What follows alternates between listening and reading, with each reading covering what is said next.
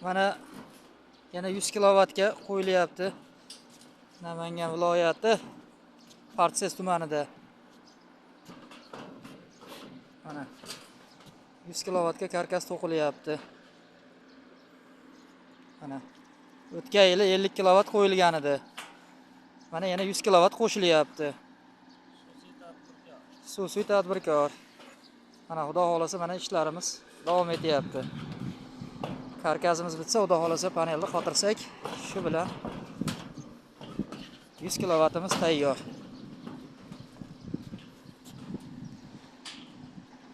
Partsizda Promzona.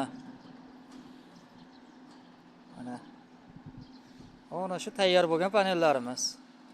Bu yog'ini mana endi tayyorlab kelyapmiz.